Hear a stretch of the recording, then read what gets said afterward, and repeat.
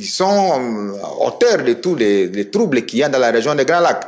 Alors, la problématique de l'Est, c'est que les Rwandais ont réussi une chose, c'est qu'ils se présentent toujours à la face du monde comme victimes, rappelant les génocides de 1994. Alors, il a aveuglé comme ça la communauté internationale. Lorsqu'il se présente à la face du monde, les gens ne voient que les génocides qui a été commis au Rwanda, comme si ces génocides avaient été commis par des Congolais. Or, le génocide a été commis par les Rwandais. Et donc, les Congolais ne peuvent pas porter le tribut lourd du génocide commis au Rwanda par les Rwandais. Alors, la perception que moi je voudrais développer maintenant, c'est de permettre à la communauté internationale, à toute l'opinion, de comprendre que la victime qui est le Rwanda l'est pour le génocide, mais lorsque les Rwandais se trouvent au Congo, c'est un bourreau. Alors, les gens ne voient que la face de la victime et non pas la face du bourreau. Et donc, la perception devra changer à partir de maintenant pour que la lecture soit correcte face au conflit à l'Est. Lorsque les Rwandais se trouvent au Congo, il n'est pas victime, parce que même lorsqu'il parle des FDLR, de la haine tribale, mais les FDLR, moi j'ai toujours dit une anecdote, les FDLR sont les collègues au président rwandais, parce qu'ils ont fait la guerre en 1990. De 90 à aujourd'hui, nous sommes en 2024, ça fait 34 ans. Un élément FDLR qui avait 30 ans a 64 ans. Celui qui avait 40 ans a 74 ans. En quoi quelqu'un de 74 ans constitue une menace contre le Rwanda? Donc vous comprenez que c'est des éléments comme ça qu'on porte dans l'opinion et les gens sont emballés par dire bon voilà, la RDC travaille avec les FDLR. Deuxième chose, la haine. Eh bien, les gens les plus haineux se trouvent plus au Rwanda qu'en République démocratique du Congo, parce que là il n'y a que deux ethnies.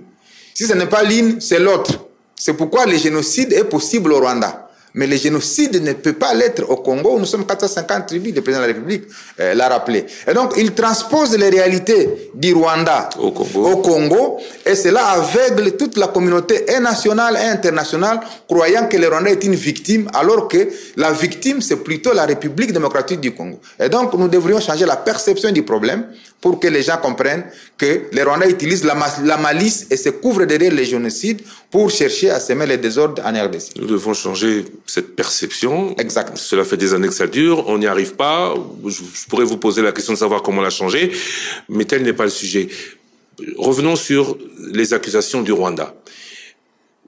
Engagement de l'accord cadre d'Addis Abeba, il y a aussi que le gouvernement congolais n'appuie pas les FDLR. Récemment, le président a dit, et on a vu certains généraux ou militaires mis aux arrêts pour collaboration présumée avec certains groupes armés. Est-ce que c'est pas ce que le Rwanda reproche au Congo? Vous savez, ceux qui ne connaissent pas les réalités de l'Est confondent souvent la dénomination Hutu ou la dénomination FDLR. Tout le monde sait que les territoires de Rutshuru, les territoires de Masisi, sont habités à 60-80% par nos populations Hutu congolaises. Et ça, c'est connu de tout le monde. On a des élus à l'Assemblée nationale, on a eu des ministres par le passé. Et donc, il faudrait quand même que l'opinion commence à comprendre cela. Qu'il y a des populations Hutus qui sont en République démocratique du Congo et sont dans les territoires de Masisi, dans les territoires de Rutshuru. Maintenant, lorsque lui parle de FDLR, il faudrait que les gens fassent très attention pour ne pas stigmatiser les populations congolaises qu'il veut qualifier tous de FDLR au motif qu'ils sont Hutus.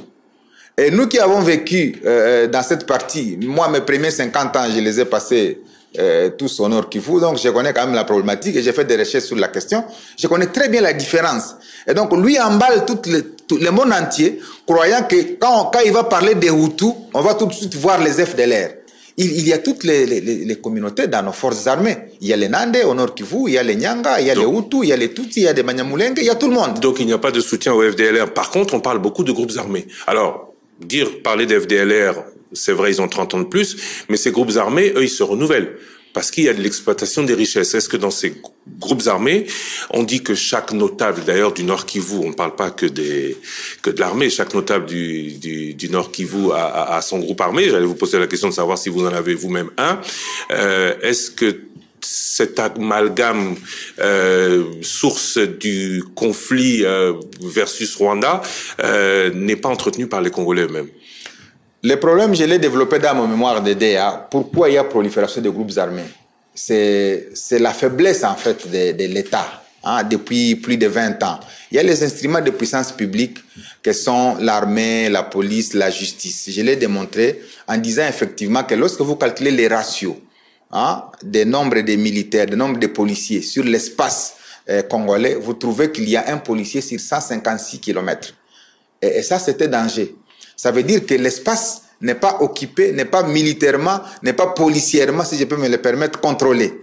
Et donc, ça permet l'émergence de toutes sortes de groupes pour chercher à se créer une sorte d'autorité, parce que tout simplement, il n'y a pas une autorité légalement établie dans la région.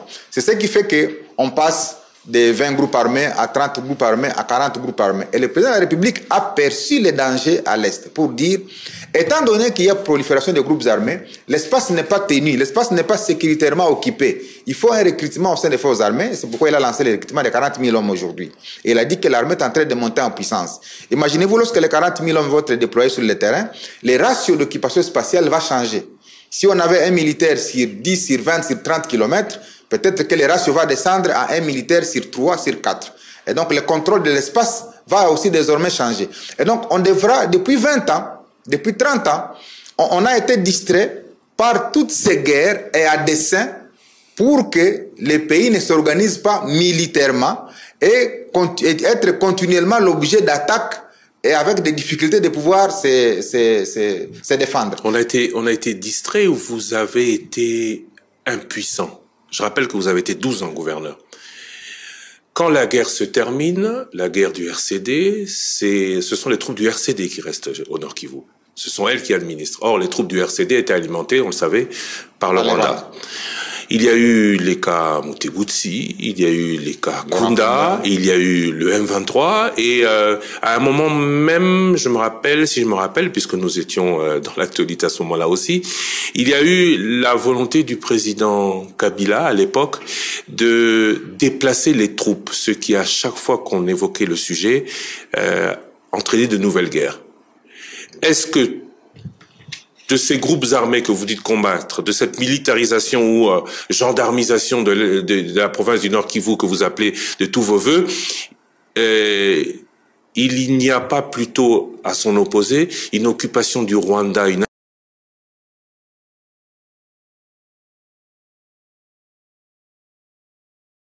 par le Rwanda, par voie détournée, d'un territoire avec l'appui des Congolais, chose que aujourd'hui on veut combattre? Bon, si on revient à l'histoire, ça va être une très longue affaire ou histoire, parce que déjà en 1996, lorsque l'AFDL commence, et que le président Laurent Désiré Kabila arrive à Kinshasa, 2 ans plus tard, il demande aux troupes de rentrer au motif qu'elles ont fini le travail. Ces troupes rwandaises, au lieu de rentrer, qu'est-ce qu'elles font? Elles se replient sur Goma, et le 2 août 1998, elles commencent la guerre. Elles restent pendant 5 ans à l'est du pays. Je réponds à la question des FDLR. Les troupes rwandaises sont restées 5 ans en train de contrôler le nord et le sud Kivu. Elles n'ont rien fait contre. Si il y avait des FDLR à ce moment-là, ils auraient terminé la nébuleuse FDLR. Si la question était FDLR, pendant 5 ans que le Rwanda a occupé l'est de 1998 à 2003, je crois qu'on aurait fini les problèmes. Alors, par la suite, on a été... L'accord de fait de Lusaka de 1999, et puis l'accord de San City de 2002, et puis le pacte sur la sécurité et la stabilité de 2006, et puis le communiqué de Nairobi de 2007, l'accord de Ngurdoto à Tanzanie de 2007. Tous ces accords, en fait, avaient pour objectif de pouvoir distraire, je me permets de dire ainsi, de pouvoir distraire in fine le gouvernement congolais par une paix qu'il considérait être gagnée, alors que c'était une paix piégée. Piégée par le fait qu'on nous a amenés dans les brassages, on nous a amenés dans les mixages.